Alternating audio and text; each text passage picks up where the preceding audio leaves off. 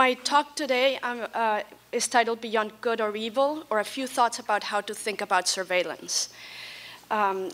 Surveillance is not my area of expertise. I'm a historian of science, but I think that the history of science approach can give us a lot to say. So I actually had to educate myself about the history of surveillance, and my talk will rehearse some important moments, and then I will complicate things by arguing basically that we also need to think about surveillance in terms of epistemology. Okay, so one of the, every history of surveillance must begin, I believe, in the 11th century with the Doomsday Book. And this is a book that was assembled by William the Conqueror and later his son William Rufus.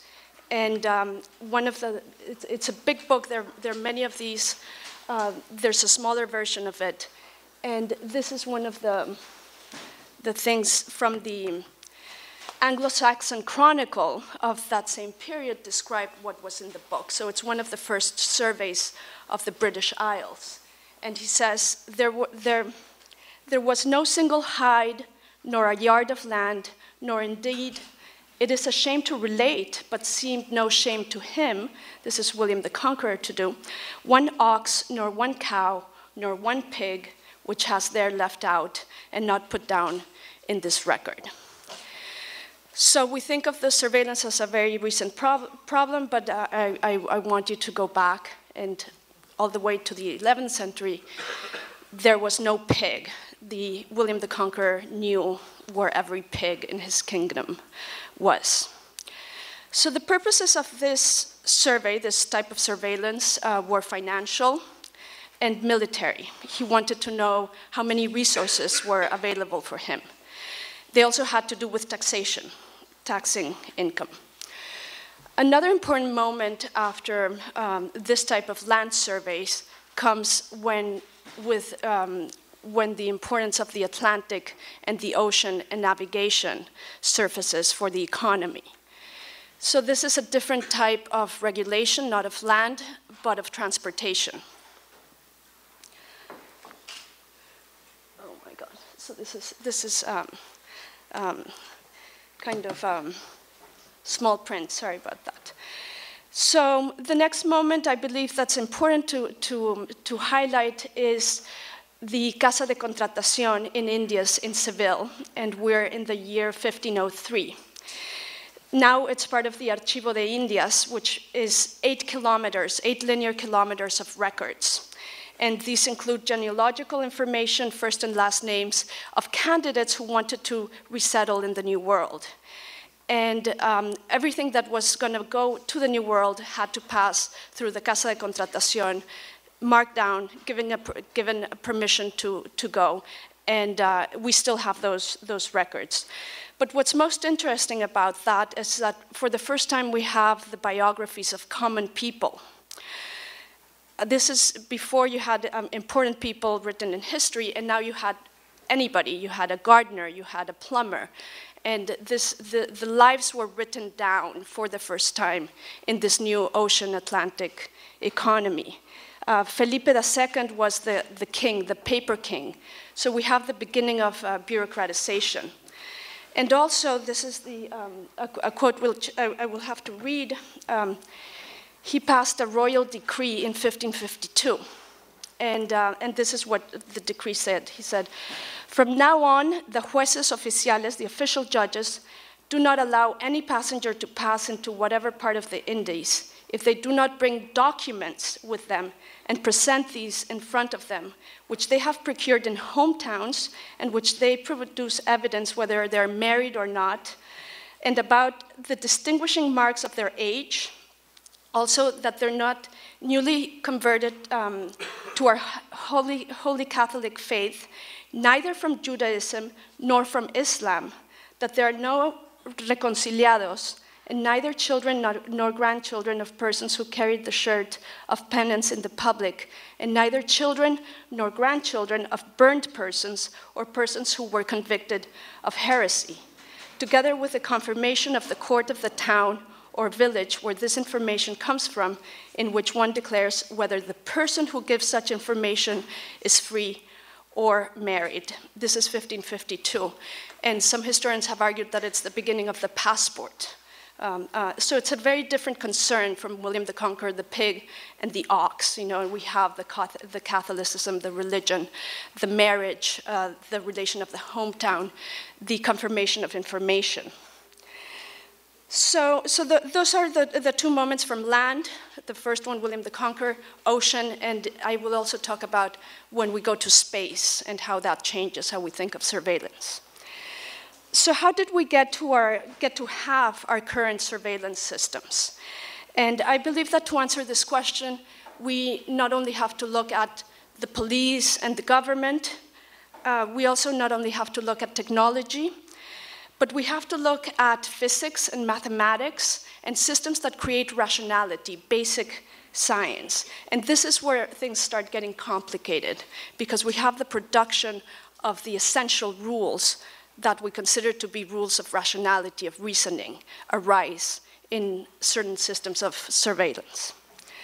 So one moment that I think is key is the time around the French Revolution. This is a quote from Pierre Laplace, who was a mathematician, astronomer, physicist. And he described this intelligence, which was an omniscient intelligence, a being who could observe everything. He could observe it in the past. He could observe it in the future. And obviously, this being did not exist. It was a hypothetical being, but Laplace believed that it could exist in the future if we only had enough number crunchers and computers. So if this intellect was vast enough, if it could basically grow, then we could have this omniscience. So it's an important moment, I think, where we have sort of the role of omniscience and God, traditionally given to God, taken to physicists and scientists and mathematicians. So this intelligence Laplace's intelligence has been called Laplace's demon, and that's a very interesting connotation. So I will read the quote. He said, "An intellect which at any given moment knew all of the forces that animate nature and the mutual positions of the beings that compose it, if this intellect were vast enough to submit the data to analysis, could condense into a single formula the movement of the greatest bodies of the universe and that of the lightest atoms. For such an intellect, nothing could be uncertain, and the future, just like the past, would be present before its eyes." So Laplace accomplished this in combination with many other scientists. This is the tail end of the scientific revolution. And Robert Boyle, for example, already believed that if you had the laws of motion that had just been discovered and you had matter, you could basically calculate everything and know everything.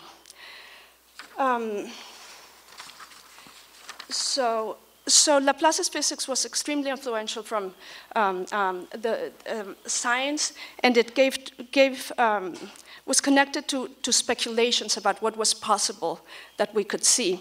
And one of the persons that took some of the lessons is Charles Babbage, who is known as the inventor of the computer, and again, that's not a coincidence. And in a famous lecture called the Ninth Bridgewater Treatise, he basically talks about Laplace and physics and then says how everything is recorded in the world, is always already there. And this has to do with the emergence of wave physics. So for example, he describes the Laplace's, I think I've got the quote here. He says, Laplacian physics might absolutely predict for any, even the remotest period of time, the circumstances in the future history of every particle of that atmosphere. the important sentence is the next one: the air itself is one vast library on whose pages are forever written all that man has ever said or woman whispered. So it creates the possibility that we can actually know everything all the time. People took up these ideas, many writers did. One of them was Felix Eberty, and Einstein would write a preface to this book in 1923, very inspirational of stories about the possibilities of seeing. And an interesting part of this aspect of physics was that you could actually see the past, because if you traveled faster than the speed of light, the light waves would not have gone time to reach you, so you could know everything in the past. So this is the, he said, we wish to see Luther before the council at Worms. We must transport ourselves in a second to a fixed star from which the light requires about 300 years to reach the Earth. So this is the possibility of total surveillance. Eberty described that one way to escape the surveillance was to not be in total darkness. And that was the only way, because it's about light and wave physics, that you could hide, and that it wouldn't ever be in this sort of possibility of historical record. And another writer that took up these ideas was Camille Flammarion, and he described, here we go, he described the same impossibility of hiding. He said, a crime is perpetrated, the criminal escapes undetected, he has washed his hands, but the deed is past. He thinks that the deed is past forever, but he's wrong. The crime will transmit itself eternally into infinity, carried by a wave. And then he went farther and imagined a distant planet with a light-sensitive surface that, as it rotated, would actually record all the light waves that had escaped from Earth, and all of history would be recorded there. And it was, he called it, and this is before we had any records of this sort, he said, an imperishable column of that would be not only spherical, but it could be cylindrical, and you could basically see the past and the present, and it would always be in this. And chances are, he said as an astronomer, that this light-sensitive planet did exist. So these lessons became sermons. This is one from a sermon that they were retaken, and this is a preface written by Thomas Hill, who was president of Harvard University, and he says, he's got this great sentence, as Babbage in his 9th Bridgewater treatise demonstrates, that the shores of the ocean shall, through eternity, re-echo the shriek of the drowning slave, whom his Christian captor may have thrown overboard to lighten the ship.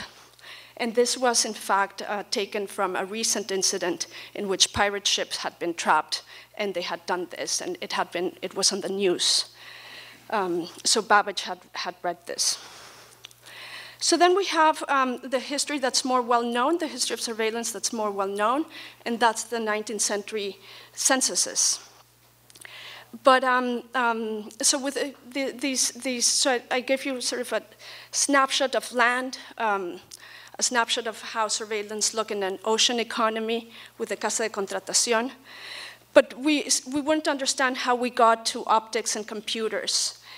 So the third component, I think, is space. So it was space exploration that really drove a lot of the technologies in telecommunication and transmission and data processing that corporations like Google, AT&T, our cell phones now use. But I think we need to go back and understand why that happened in the first place. So I'll give you a very short survey of some important moments of that. This is a famous engraving, Demeuse, of Felix Nadar with a camera and a balloon photographing back the Earth. But the important thing is that the motivation of putting cameras on these flying devices just took off from the middle of the 19th century to our days. They were placed on balloons, they were placed on kites, they started to intersect with astronomical concerns, they studied the upper level atmosphere. The V-2 rockets that were very important during World War II, once they were confiscated, the first thing that they did, the Americans did, was they put cameras on them to do that.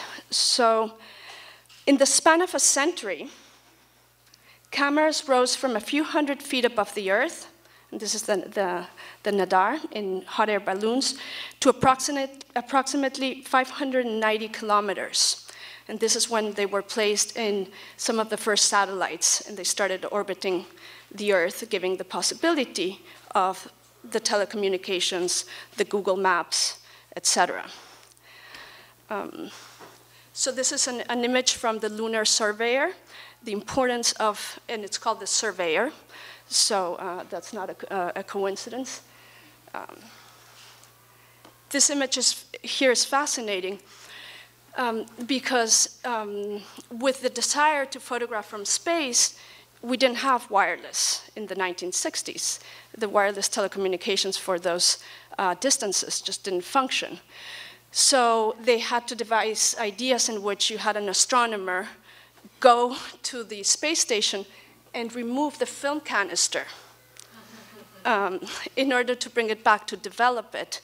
And then there would be another way to go back and put again charge the film and bring it back. And this was an actual project. It was never built because they started developing long-distance wireless telecommunications for that purpose, not for overseeing our data or our relationships.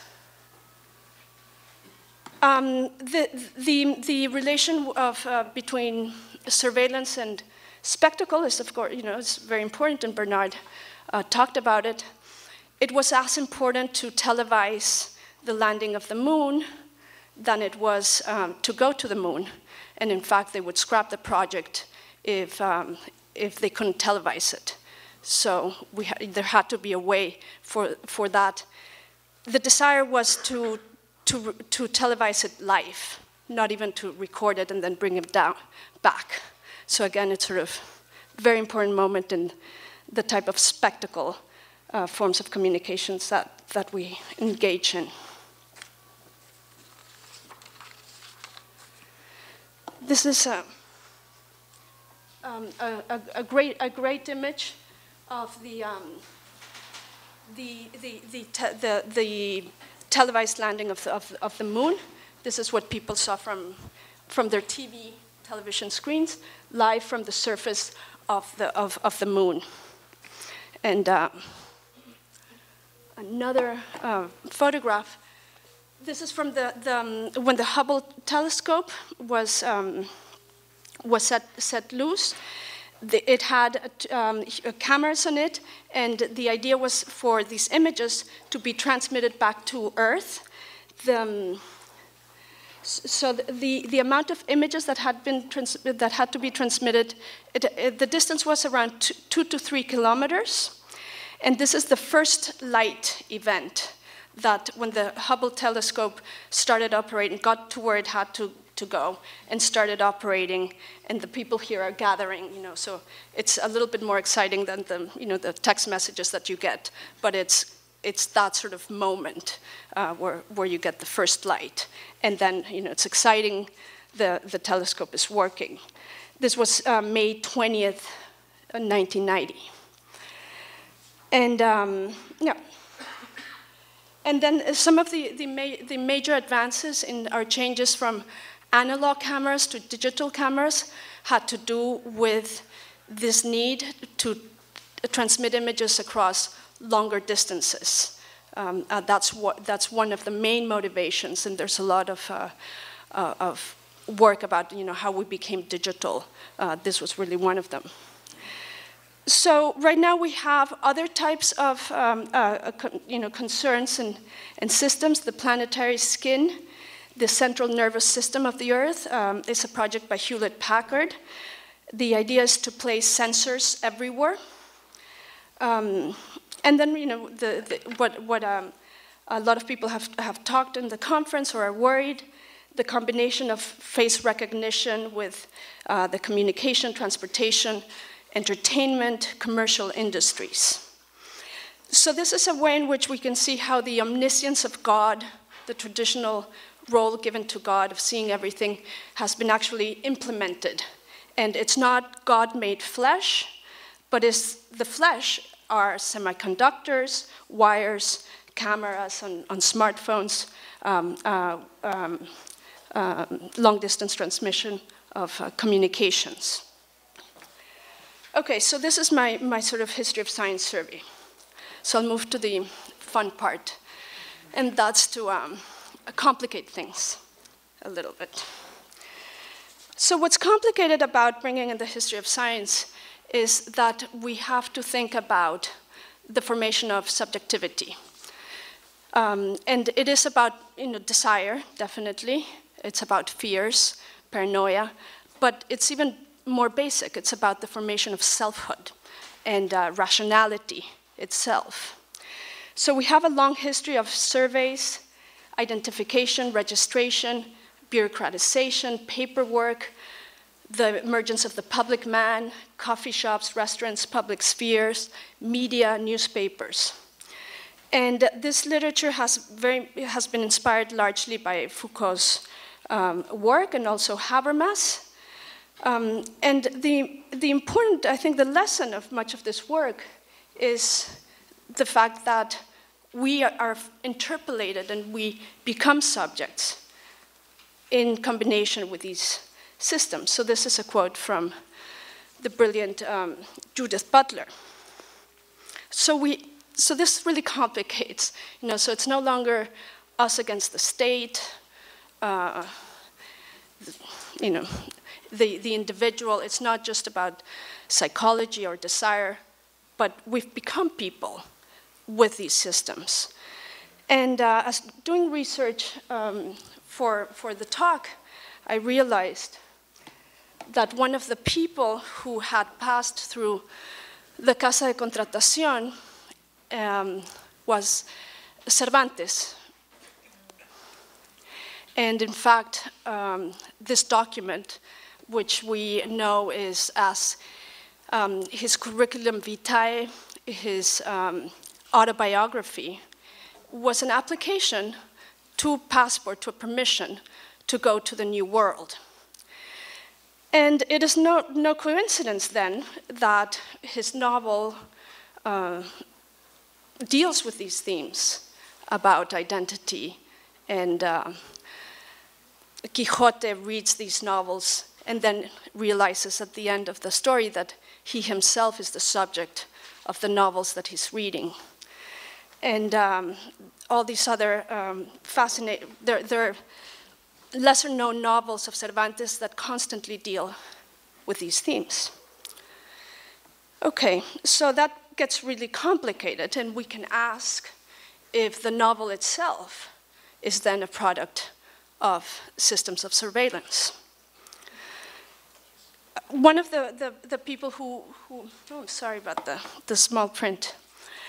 Hannah Arendt is one of the main scholars who has defended privacy and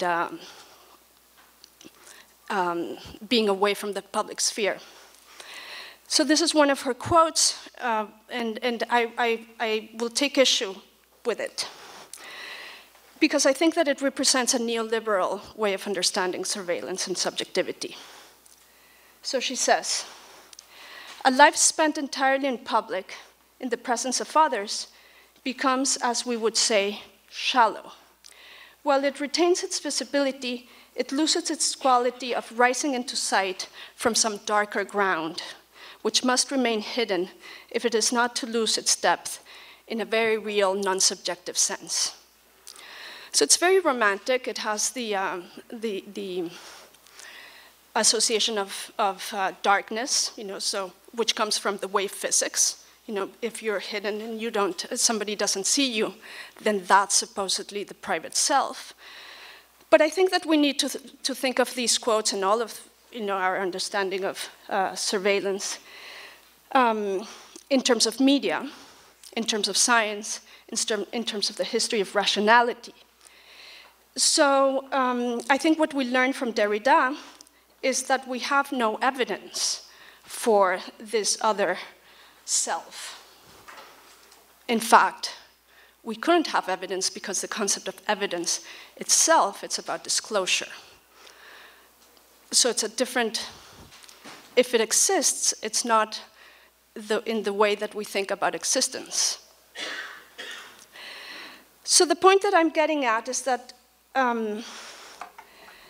some of the research that is prima facie in science not connected to surveillance, even connected to such apparently abstract fields, such as theoretical physics or cosmology, are connected to it in covert ways or depend on technologies that can easily be adapted for it. So space and time, as we understand it, are the products of surveillance systems. We are as well. So we don't have this easy moral high ground.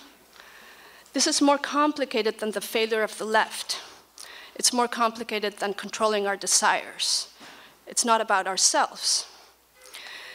And part of this problem and the new situation in which we live in is that we live in a world in which there's no difference between technologies of war and technologies of knowledge, tools of war, tools of knowledge.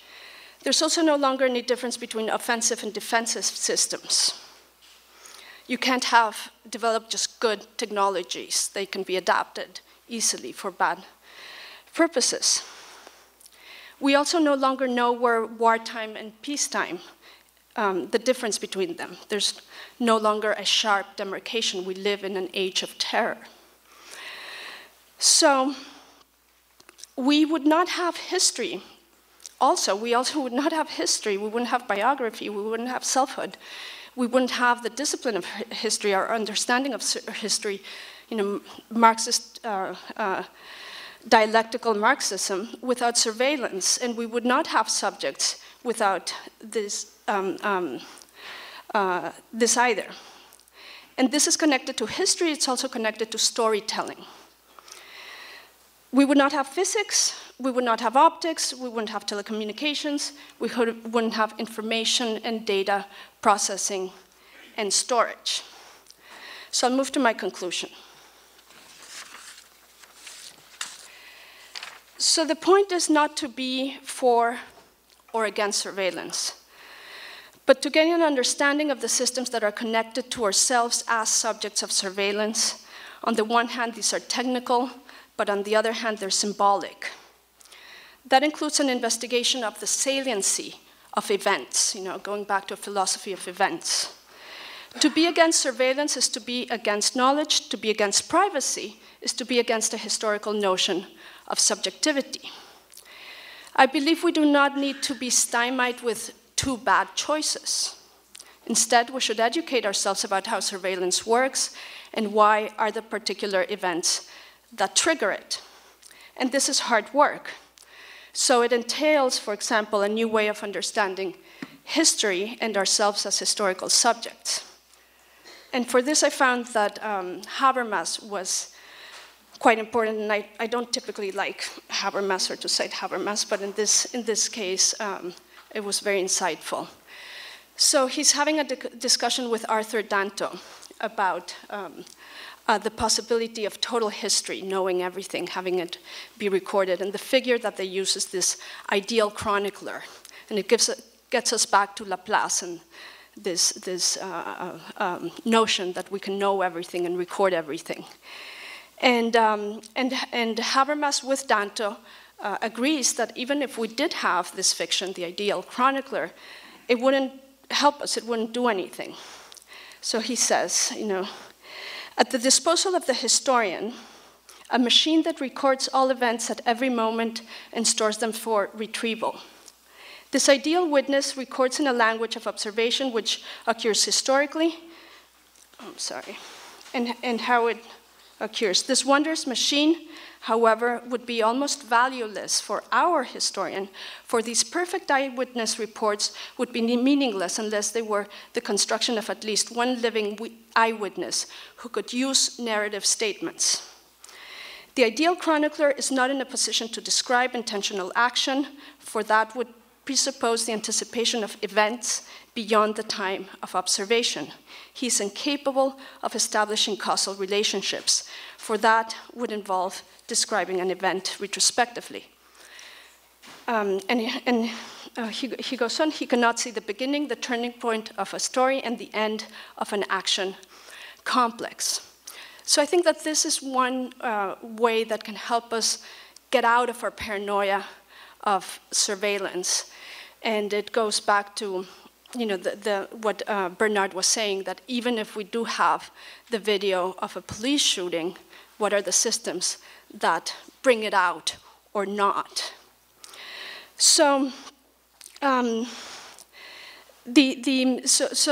two things that I want to do is to think about, I'll move to my concluding slide, and this is what I propose, is that we're not for and against, beyond good or evil, that we ask, but who, how, when, why, and where. But I would like for you to understand this as who in quotation marks as well. What creates our sense of who-ness?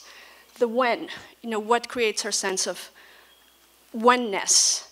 Is it the Apple wristwatch? Is it the calendar? Is it these bureaucratization systems, this paperwork that were developed? And the same with why. Why is it that we care? And where, geographically. So you have to integrate the media history into the answering of these questions. So my call then for studying surveillance is to have scientific and humanistic knowledge about knowledge. And this is what I think that an epistemology, a history of rationality, can be a good addition to our understanding of current systems of surveillance. Thank you. Thanks for joining us, and thanks for having us. I think we are, Sarah and I both are just sort of encountering these presentations for the first time today, and so we've made some observations and some reactions. We're very happy to be here with everyone, and we will have a kind of general conversation, then of course open it up to the room as it becomes the natural moment to do so. But I think I would like to start, Bernard, with a question about our sort of desire for privacy and the perception around privacy that I think is changing actually in a post-Snowden moment. Some years ago, it was common for not that many people, let's say, were using software or platforms or applications that were designed specifically to give us private, quote-unquote, private access or encryption. And in recent years, I think that privacy has become a kind of performance or almost a kind of brand. There's a new realm of encrypted applications, of websites and of ways of using existing websites like Facebook or Instagram, the kind of basic applications that allow people to perform a private identity. And if we look at, say, for instance, the recent disclosure of the Ashley Madison website, is anyone aware of that recent disclosure? Where, you know what okay, just checking. Or applications like CoverMe or Wicker, or even better, the Swiss-based Proton Mail, which is an encrypted email application. So this allows people to sort of, I think, believe that they're leading encrypted or protected or private lives, when in technical reality, some of those applications might be as vulnerable as the ones that we're criticizing, or that you mentioned in your talk. And so I'm interested in whether this is actually a place of resistance right now at this current moment in time, or whether it's a kind of illusion. Should we start there? Yeah, sure. Okay, I'll start quickly, and then maybe I'll pass the ball down the table. You know, Dana Boyd has some interesting thoughts on this. It's complicated, particularly about the way in which we tend to. I mean, in her case, it's young adolescents mostly, but I think it applies even to us old people. Is that we tend to have a notion of privacy that it's private from certain people, maybe, or in other words, we don't have a comprehensive, all-encompassing privacy tout court against everything, but rather targeted notions of privacy. We don't want some people to hear. In the book, she has this wonderful discussion of a child in the back of a car who's speaking with her friend, and then the father interferes or something, and all of a sudden they start texting each other, and he's like, "Why are you texting each other? You're in the same car." And they're like, "Well, we don't want you to hear what we're talking about," right? It's a beautiful little example. But, I mean, what it shows, though, is, of course, but those texts were being protected from the father at that moment. And maybe not for that long, or not from AT&T's cable splicing device that passes it all on to the NSA, say, right? But so we have these ways of thinking about privacy that can be like an onion in some way, right? And we don't see all the way past. And that obviously creates problems sometimes. And many of these cases of revealed information are problematic, probably because that's what happened in some way. People were expecting to maintain some privacy in some way, but not, but weren't able to, or because they were thinking of it in too minimized a way. I mean, so to move it down, maybe, to Jimena? I think that raises, I mean, so at the end of your talk, I agree entirely that the question is not pro or against surveillance. The question is kind of what kind of surveillance are we talking about, right? And that's this idea is like one isn't against being governed. One is against being governed in a particular way, and so that's what I heard you as saying. In part, that ties, I think, to these questions of privacy, because it's not as if it might in fact be that we want some privacy, but not total privacy. It may be that we want some filtering, but it's all a question of the quality of it.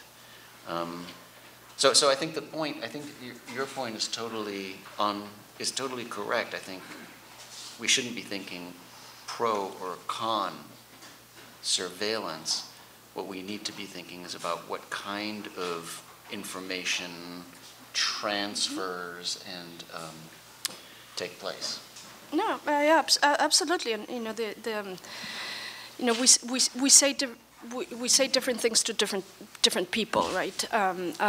So there is that audience about, but the other answer to your question is the elephant in the room, and I think that will help us elucidate some aspects. So we all know how to be not surveilled, and that's by being really boring and doing things that nobody cares.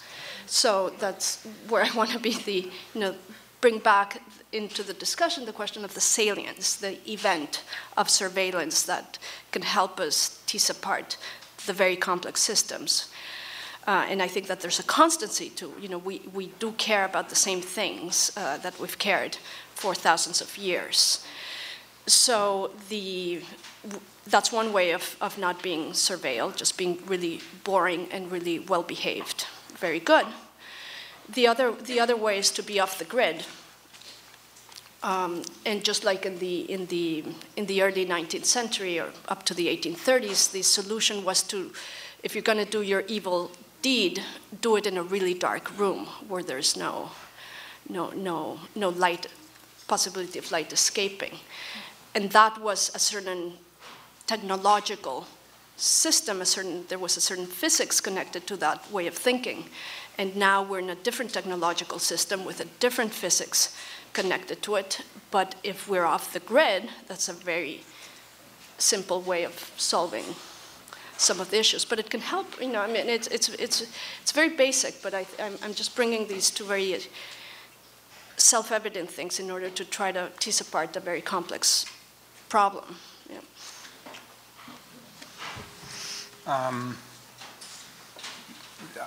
I don't quite know what to say. I mean, like, I also agree, there was also the point I tried to make that that it's not like being for or against surveillance, but like we gotta qualify like what we talk about and what we agree. I'm not sure whether I understood you correctly, but you just said like, can we choose of not being surveyed, right? Mm-hmm. I don't think that this is an option. We are surveyed, and even if we are actually not surveyed, the negative aspects of surveillance are still like catching up with us. Mm-hmm. That's what I try to describe with this kind of temporality, that we are governed from the future, whether it's via the data that we produce or others produce about us, or even if, which actually doesn't exist, there is no data about us, it doesn't change this negative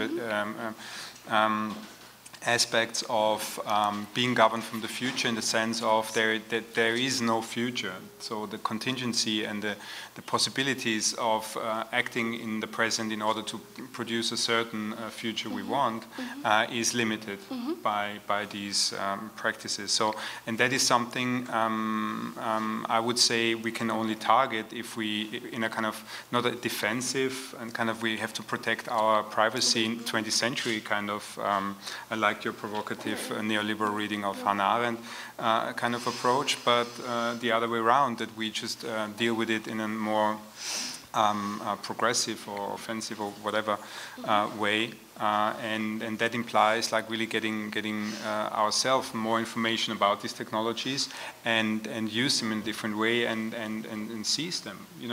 That I think was a big problem of the left in the last decades. We got to deal with these technologies. The so-called humanities need to teach courses where we don't learn what to do if we take a time travel back in the Weimar Republic avoiding Hitler, but what we got to do now, right? We need a different political theory and practice. Can I just jump in, because so that we don't have too much agreement at the table, I don't think there is such a thing as being boring. In other words, our most boring activities are of interest and are profitable.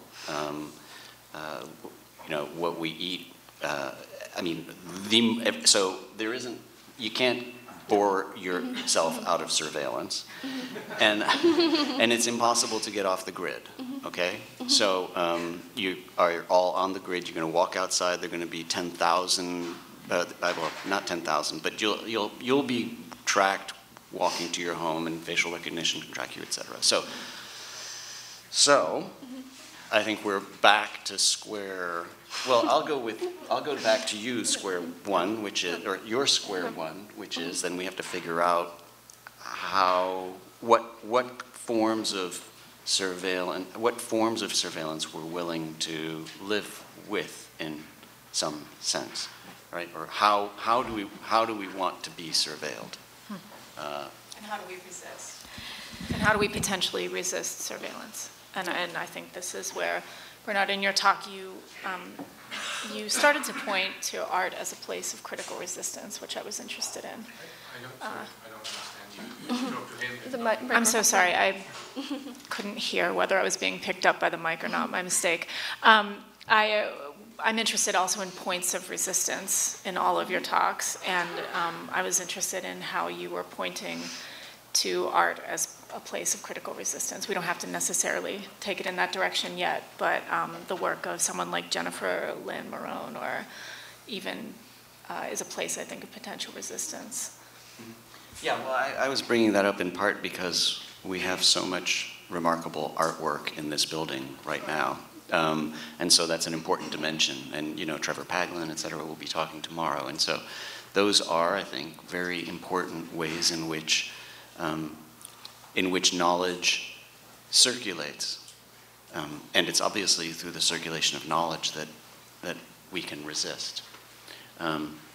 Now, and very quickly, just to go back to Jimena's intervention, I think it's totally right that in terms of how knowledge circulates, that we are the product of these devices and platforms and surveillance. So I think that's totally right.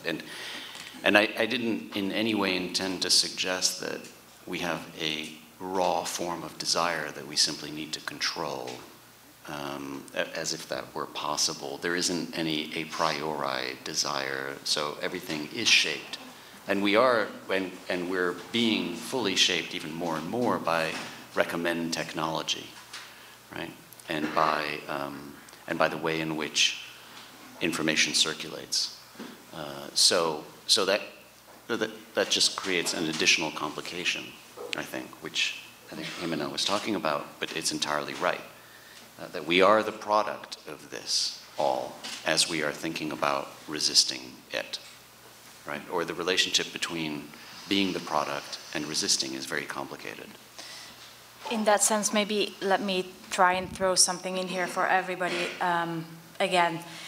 So you're pointing at our practices, I guess, under this paradigm of what you have called exposure or exhibition paradigm. As a curator, I very much enjoy that. To kind of also think of our own practices as maybe going more towards a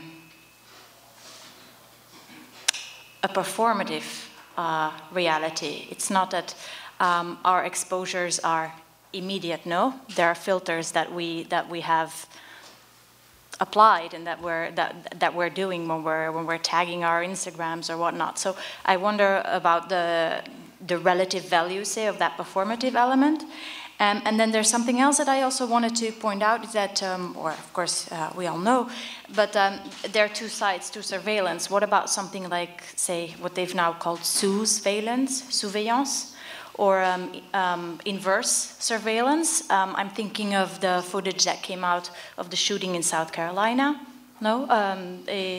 that actually did have a big impact. So the paradigm under which we live also allows for other images to circulate, which again is a calling to mind that we are also producers, and in that sense have an active role as a citizen. Okay, sorry, now I'm really harkening back, I guess, to 19th century paradigms here of the citizenry. But I'm partially bringing this up because I was reminded of this, the Ariela Azoulai's theory of photography, which is really that we are, in a sense, photographers and have a contract. When we make a photograph which can circulate, we are actually also participating as citizens in a larger political realm. So that's a lot. But now it's out there. Maybe you want to pick up on one or two things. This is open for everybody. Yeah, I'd love to pick up. Thanks. No, that's great. And I think, so the notion of surveillance, of our surveilling the surveillors, et cetera, and all of the different forms of surveillance, I think is really important because of what we just saw in Chicago. And so we could talk about the Carolina incident, but what seems clear to me is that what has transformed in the digital age is that the struggle is over the digital traces now, and it's kind of like a magnet would take these small particles of whatever it was that they took, metal or something like that, right? In today's age, it's almost as if it's right there, magnetized, that all of the digits that we're fighting over the digits. If one has a conception of social relations as being one of bataille, struggle, war, and I'll just confess that right now I'm in the middle of reading rereading the Foucault 78 lectures after having read the 76 lectures for this Foucault 1313 series we're having at Columbia. And of course, the model of social relations there becomes civil war. But if we have this idea that there is at the heart of social relations a real struggle, it seems to me that right now that struggle is over the digital traces. And so what happened in Chicago essentially was that everything had been recorded, right? It was all available. And the question then becomes, how do you suppress it? Which is what Rahm Emanuel wanted to do, so that he could get reelected. How do you make sure that it's not shared, that it doesn't leak out, that it doesn't get onto social media? And because we knew, everybody who had seen or heard about that video of the shooting of Laquan McDonald knew that the minute it went out, the minute that it would become public, it would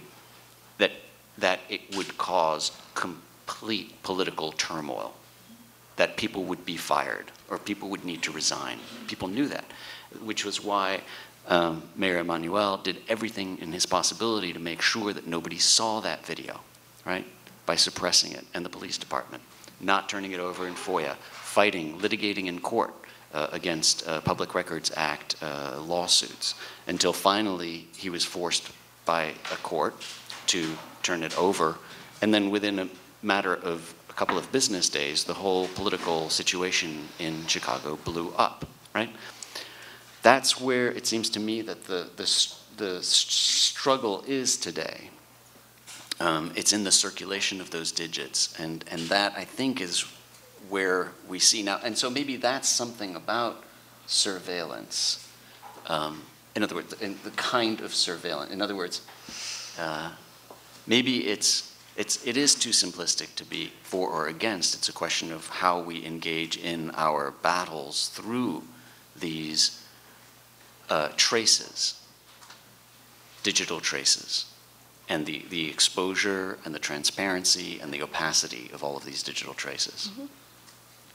I'd like to ask a question there. I also think it's a question of value and how we value these digital traces, and where, you know, in the case of Chicago, how the value of surveillance that's captured in one way may be valued differently than the surveillance that's captured by surveillance techniques or by inverse surveillance.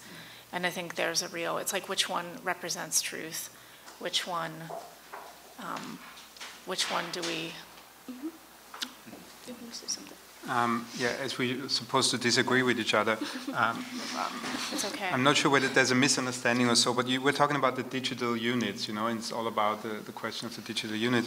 I'm not sure whether this CCTV surveillance thing is really following this digital logic, right? I mean, because if you have a look, like, I mean, every day there's a new police violence against black people video coming up. So that's the main example for surveillance, right?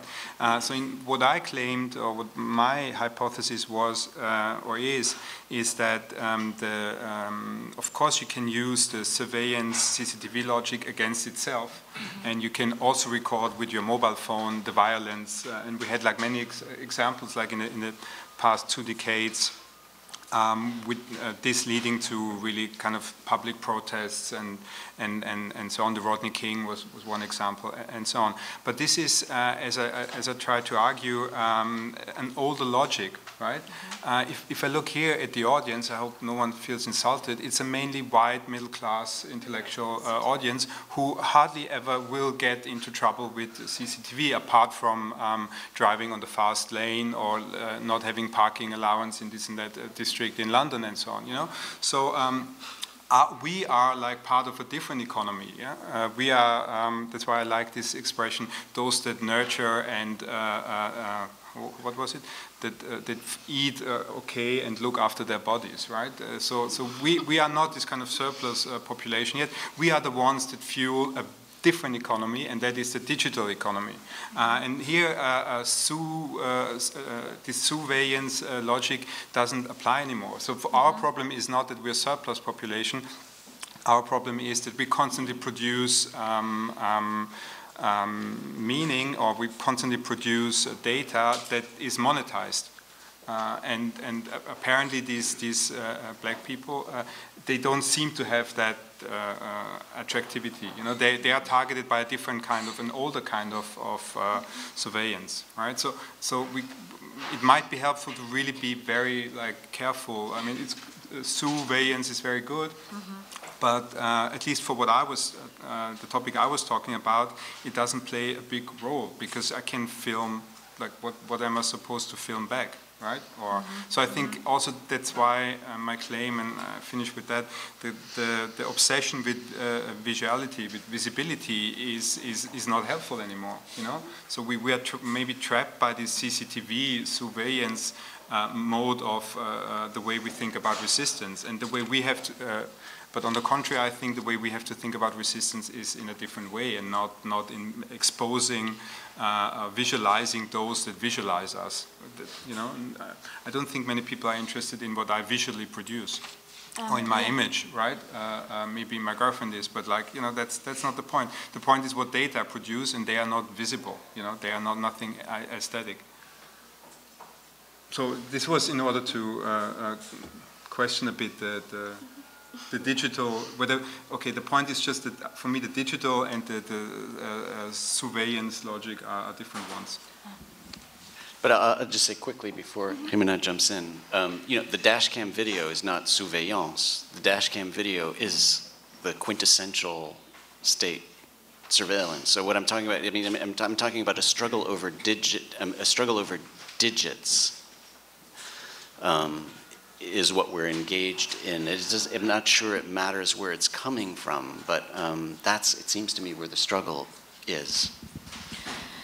Yeah, no, I think I can't disagree. But with either of you, with either of you.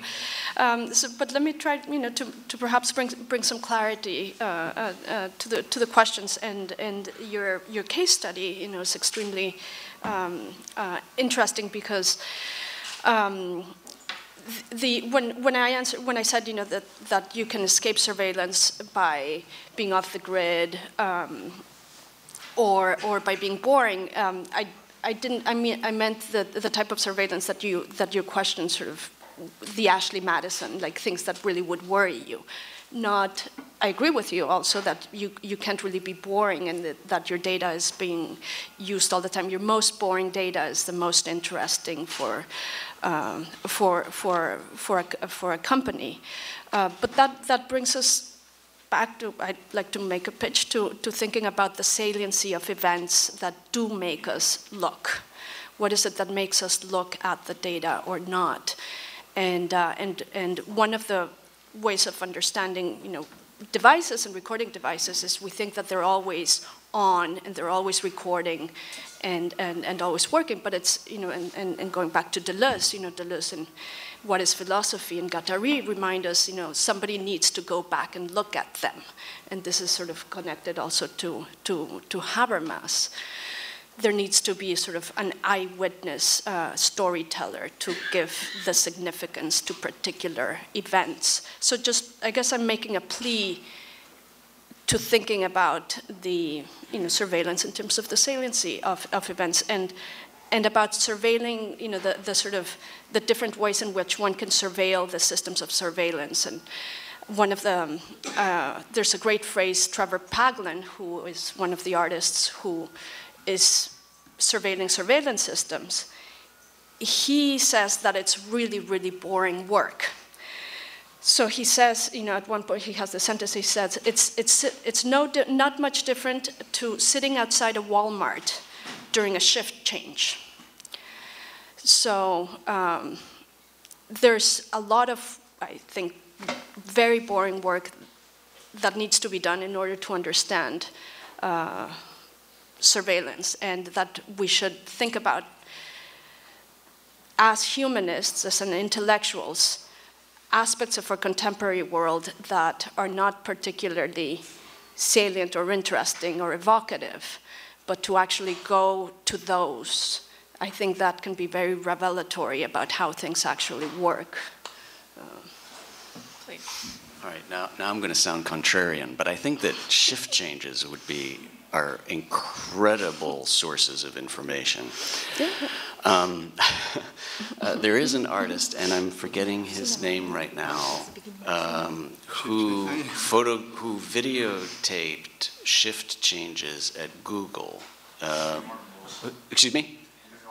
Andrew Norman Wilson. Yeah. Yes, workers leaving the Googleplex. And the most amazing thing was what he discovered were the yellow badged, was it the yellow badged workers? Who, so I don't know if you're all familiar with this or not. It's a remarkable piece, and you should watch it on YouTube or on wherever it is. But there's a whole army of yellow badged workers who work at Google who are predominantly minority workers who are doing the book scanning for Google Books. And he has another project actually, which is also amazing, where you see hands. They're kind of if you do the Google Books and you spend enough time on Google Books, you'll see that they're mistaken scans of fingers sometimes. Mm-hmm. And of course, you look at the fingers, they're very telling. But in any event, these workers are not allowed any of the Google benefits. They're not allowed to take the Google buses, they're not allowed the Google lunches, they're not allowed any of the Google stuff. And he was shut down trying to watch this shift change and kicked out because he was an independent contractor, videographer. In any event, okay. Yeah, it's fascinating. So I don't know. Now there's an interesting space of, and the word resistance sometimes is starting to get tiring to me. But there is an interesting space where something is being done, maybe a battle, a struggle over those digits that is very productive, it seems to me. So I don't know. I guess I had one small remark in the way in which my my small proposition was received, and that is that maybe it's valuable to kind of think of those two paradigms together. No, the kind of the surveillance system where a surveillance tactic is still happening. And then the kind of the more paradigm where it's about the monetization of the self, because these things are simultaneous, right? It's not like one is completely outdated and the other is the prevalent one that we need to be thinking about. So there is something about we use the same word for two different, very distinct models of analysis or of dealing with tracking systems. And then another question that I was thinking about is maybe more related to a comment that Armen made in his presentation. But it's just a word that I got stuck on, the question of the preemptive personality. Preemption is only a word I actually know from war operations. So I personally, I would really like you to unpack that just a very little bit, and maybe other people can also have some observations about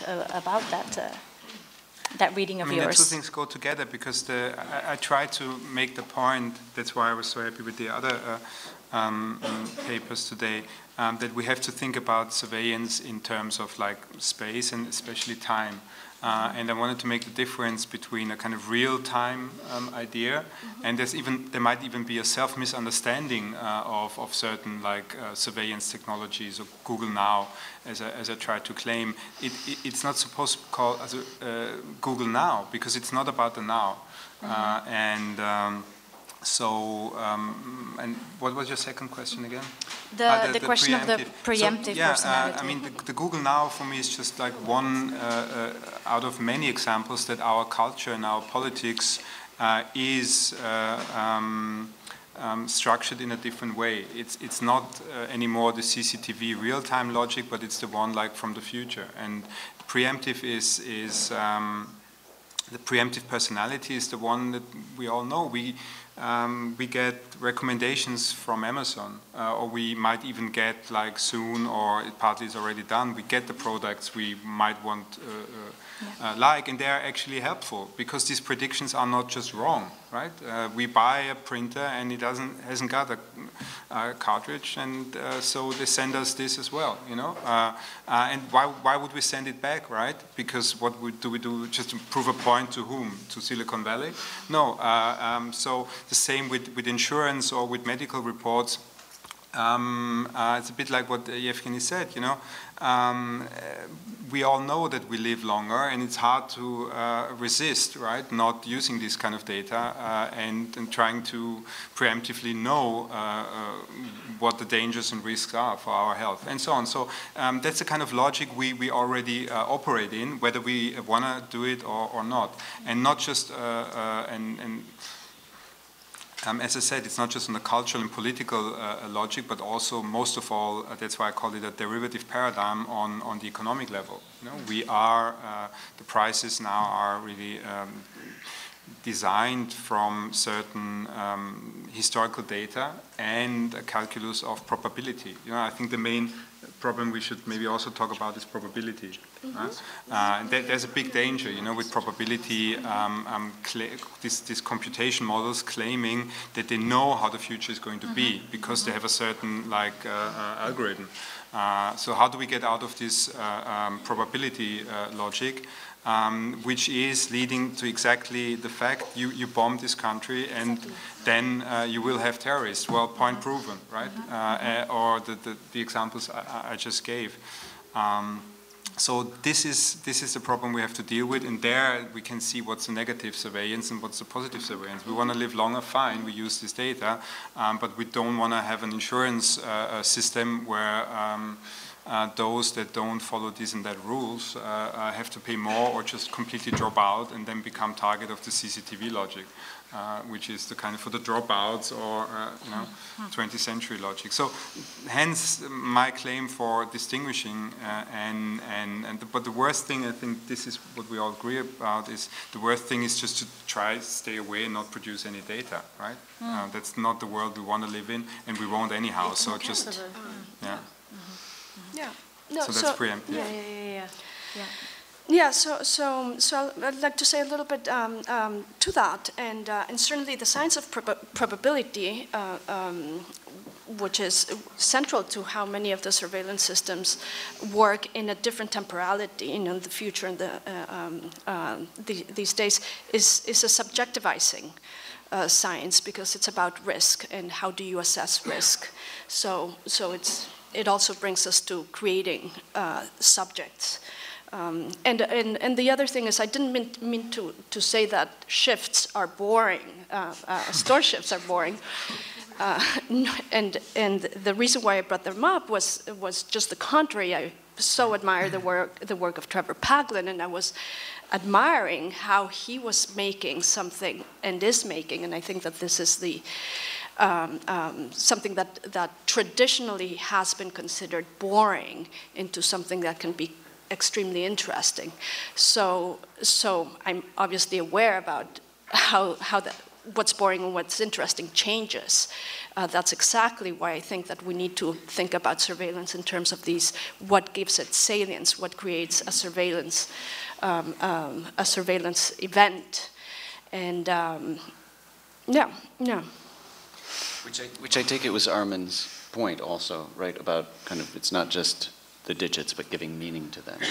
Yes, it's a question of meaning. So the struggle for digits is also a struggle about what we consider to be boring and interesting, and what do we choose to give salience or not give salience as humanists, something that we can do as by thinking about it, and by artists can do it. I mean, I think that that's what's really one of the reasons why such work is extremely fascinating, and we can suddenly have, a Trevor Paglen photograph of a building that would have been considered to be extremely boring, but it happens to be the NSA building, and it just gets on the cover. Gets on the cover of Time magazine, and then it becomes interesting. So, yeah. Or I think, to carry on Peglin just for a moment, images of the sky that are so beautiful that they're absolutely, utterly banal, right? Yeah. Yeah. Just, did you look at me, or? Please. No. I felt addressed, like an adversarial. Open field. But maybe there are questions. No, go for it. I was about to actually open it up to the public, but you had a remark, so. Just because, like, I love to rant so much about the art and contemporary art. I mean, apart from this being very important artistic work, I think what the art world should also do is just have a look at its pricing system, because there's so much free labor in the art system, Yes. that should be that is part of this neoliberal system. So having all this neoliberal kind of production of contemporary art that is then critical about neoliberalism is a kind of self-contradictory.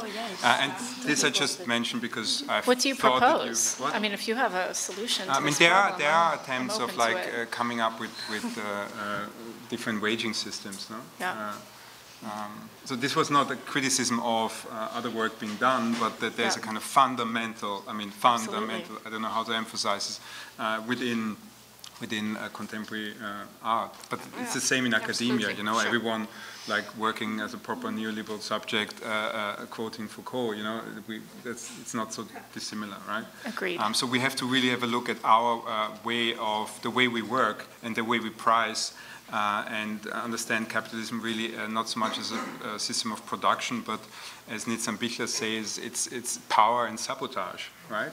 So that's how it works, and I think academia and contemporary art are perfect power and sabotage systems. It's not the best information that wins. So we got to stop working in this neoliberal way, and not reflect about it. So it's so there's enough knowledge there, but the doing's got to change. We won't walk off the panel right now. We will take questions instead. Oh, no, that was not my. Yet. That's not what I was. Oh God! All right, I'll start here. One of my best friends. Thank you very much. Thank you very much for very engaging presentations, and I think they all very interconnected. Although you probably disagree, it's like touching the same elephant from different points. And what I would like to say that every society creates mythological narrative. And American society, for example, it creates on which this mythology on figures like American freedom, democracy, free market, and now we're creating this all-seeing God. And what is actually this God will be doing? It will stop time. It preserves past and predict the future, make it absolutely safe. But it's created by our good intentions to be safe, to make the fair judgment, as said, that we could surveil also surveiller. So to make a fair judgment, it's our good intentions that pave our road to the new Dante's hell. So, but if secular society could survive without this God that we're creating by ourselves, isn't it a product of our secular society? Yeah, no, I mean, I think thinking about surveillance in not moral terms, but theological terms can be very useful, and that entails taking away the idea that we do live in a secular society, but actually seeing how this monotheistic concept became implemented. And I sort of, in my talk, I sort of, it's not the Son of God coming and being in the flesh, but it's all these systems that are wires and semiconductors that we can try to think about this as an implemented God. And it's also tied, the theological questions tied to the moral question, and it's tied to the meaning, to the question of meaning and salience. We do care about surveillance mainly, or when we care about the negative surveillance is if we feel we could be guilty about something or not. And that's one of the things, crimes, obviously, is one of the things that create the surveillance event. It is below the surface, it's a theological and moral problem in a secular world. Yeah. I agree. Yeah. Well, maybe I'll just say a quick word. So, yeah, I think you're right. The road to hell is paved with good intentions, right? Okay. There's no doubt. I think, though, that we need to, and maybe this is for the whole conversation, not think of this as if we are going to find solutions that will resolve things, even good or bad intentions involved, but as a constant struggle, I take it, in which, as a result of the digital technology, power is circulating differently in society. Therefore, in our own struggles, we need to be consciously aware of this. We need to be consciously aware of what Evgeny was talking about in terms of the value, the financial value of data, right? We need to be aware of the way in which our desires are not only shaped, but also shaping our actions. We need to be aware of the subject creation of the creation of ourselves through surveillance, necessarily so. We need to be, as Armen suggested, aware of these notions of temporality and how shifting notions of temporality are playing out today. And it's only then, I take it, that, put aside good intentions, we can inform ourselves and our acts of political disobedience or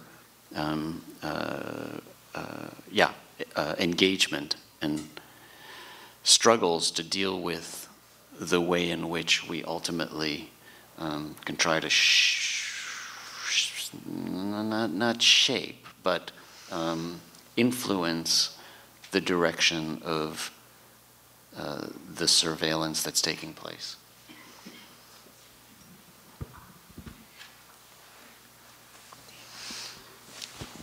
This is a question for both Professor Canalis and Professor Harcourt. I was interested in your criticism of Arendt or at least her concept of privacy as a neoliberal concept, or I might be, misquoting you a little bit, but I was hoping you could expand on that. And for Professor Harcourt, I know that exposed, at least when you start parsing out the consequences of digital exposure, you tend to rely on Arendt, at least her concept of privacy and her concept of the social. So I was wondering if you had a response to Professor Canalis as well. Go ahead. Yeah, the thing. Yeah, I would. I think we would make a lot of progress if we start thinking about obviously this has been my point, surveillance in terms of the formation of subjectivity, not something where we have a moral high ground, but intimately connected to who we are, and to go back and read those moments, like the Hannah Arendt quote. So this is the more interesting point. It's not that Hannah Arendt is wrong or that that's not the option. I obviously respect people who want their privacy. And I also agree that most of us, some of us, have a sense of subjectivity that's very similar to what she describes. You know, there's a core self that's private, and then it comes out to the public. But to historicize that and to see what is it actually connected to, and to reread it and read it carefully and look at what the metaphors, and so why is it that it's darkness? And it's darkness because it's light. And what is light? Light is electricity, and it's electromagnetism. And that becomes important. It wasn't important at the time of William the Conqueror. It wasn't important at the time of for subjectivizing Cervantes. It became important in the age of not land or sea exploration, but space exploration with the long-distance telecommunications. So simply historicizing that, not in order to just throw away the neoliberal subject out of the window, which is something that we care deeply about and has many good things, and perhaps it should be protected and taken care of, but that it'll help us understand what it is connected to in terms of broader systems. Yeah. So fortunately, at 4 o'clock today, Roger Berkowitz, who will be here, and he's the head of the Hannah Arendt Center at Bard, so he'll be able to address kind of the Arendt questions directly, most directly. Okay, good. And he'll be in conversation with Uday Mehta.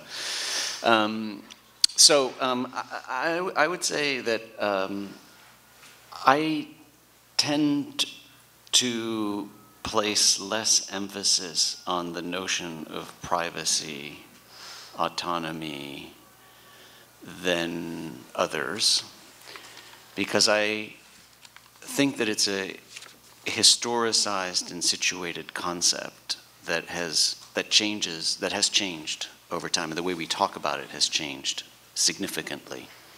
I think that we talked about it in the 1960s and 70s as in a much more humanistic kind of way, as if it was something that I think when we talked about privacy in the 60s and 70s, it was almost like air or water. We needed it to be ourselves. We needed a cocoon in some way to fully develop as human beings.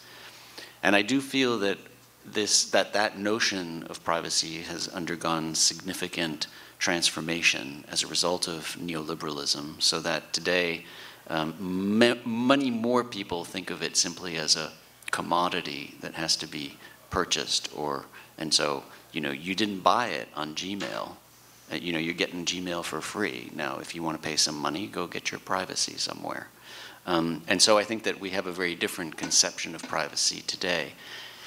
But I tend to think more, in part because I usually work in the field of punishment and coercion and forms of the carceral state. I mean, I tend to think of it more in terms of the way in which I've been talking about it over the last half hour, struggles over conceptions that are going to involve getting a hold of those traces, not getting a hold of those traces, and then trying to shape the world in a way that one thinks it should be shaped.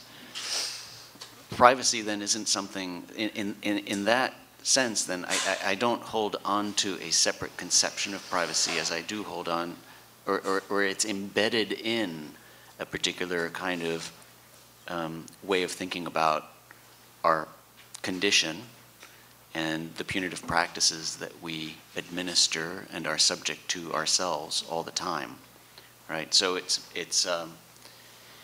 in my way of thinking, it kind of dissolves back into our social relations and how we relate to each other and what we do to each other, or etc.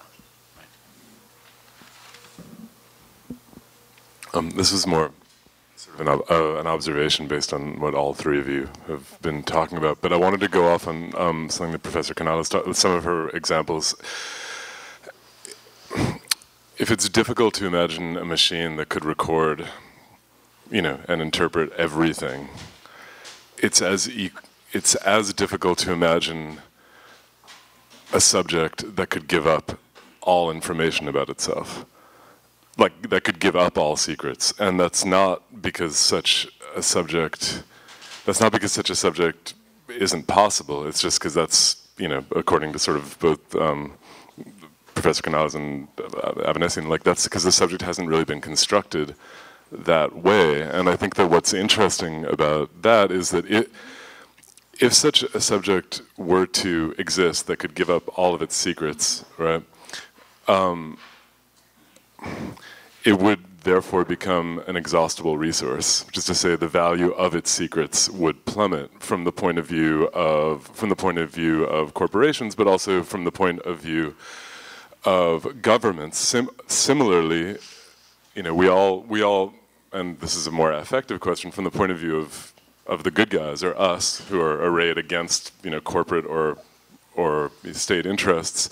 No one really wants to give up on an Arendtian idea of a subject that always has, you know, extra subjectivity in the darkness, right? Which means that, and this sort of goes back to the issue of desire or exposure, that surveillance and secrecy are sort of locked in this highly kind of erotic dance where I'm always going to have more secrets to keep, which means the state and corporate interests are always going to have more secrets to plumb. But both sides are completely agreed on the constitution of a subject, which always has more information to be mined. And I mean, that's neither here nor there, but it seems like something to think about the ways in which we may disagree on what to do with the technology or the bits of data, and there's all sorts of surface kind of contestations. But we're also totally agreed on basic definitions. And that might be a kind of mutual complicity that we might want to think our way out of. Yeah, no, great, very, very useful. You've given me very useful ways to think about this. You know, the hypothetical, the person without a secret. You know, is that possible? And then the metaphysics of the possibility of total surveillance is a very interesting question. You know, why is it that at certain historical periods we believe that can happen? It's tied to a certain view of science. You know, there's the information theory and thermodynamics, and you know, the view that the more information we have, then the harder it is to access. So it, you know, but I don't. I would like for us to think about those large, you know, metaphysical questions about the possibility in historical terms, and say, you know, why is it that at certain time periods we started having this fantasy, and again going back to a close reading of them, and what does it tell us about the interconnected systems that subjects under that system were living with. Yeah, that's great. We can take one more? All right, good. We take one more, that's good, because I don't want to end on this note that I'm about to say, but there's the anti-humanism in me that's kind of overwhelming me right now. But I must confess that I wonder, with all of the digital traces that each and every one of us leaves, whether it's actually possible that we don't have any secrets anymore, okay? I mean, there's just overwhelming traces that we leave of absolutely everything we're doing. I don't know, it just feels sometimes as if we may be more predictable than we'd like to think. But there's just... You are burning to say something. that would render the logic of surveillance obsolete, because it only works if they think, do we know enough? No, of course, we never do. So there's always some secret you have, and you must carry that they're after. If they say, oh, we know everything, they can stop, and they don't.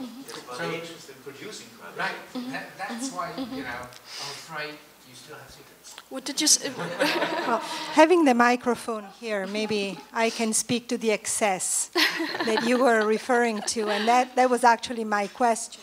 I don't think it works though. Yeah, it works? I'm sure you do. Okay, so actually this notion of the excess is very, very interesting to me. And I think Bernard spoke about it when he mentioned the 6 levels, the 6 obscure pockets or pockets of obscurity. And you mentioned the digital avowal. So the digital avowal, avowal of oneself, one of the ways in which we invoke the other, in desiring to appear, we are actually confessing ourselves, and we are invoking the need, or evoking even the shadow, the presence of an other who has to witness our confession. So yes, the desire is always already an excess, obviously, and an excess from what we know about ourselves, right? We don't desire what we know. We know this from Socrates and, of course, from Deleuze as well.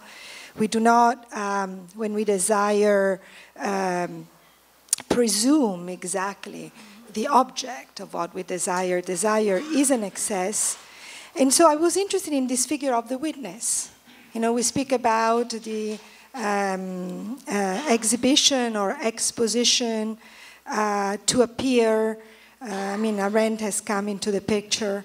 But we appear always in front of the other. These digital traces that we leave to be read. These traces need to be read by another, which invokes the issue of temporality, right? The traces are there to be read, will be read.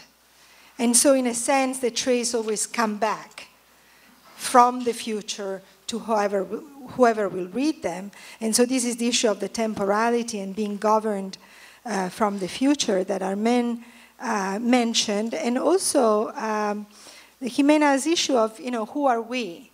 And the problem of subjectification and the way in which subjectification is always already to come, is not already here. So I thought that the figure of excess plays interestingly throughout your 3 talks.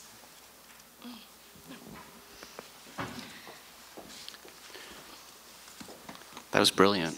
So I fear that if I said anything more, it would just bring us down from a moment of insight that was particularly spectacular. So thanks. Thank you.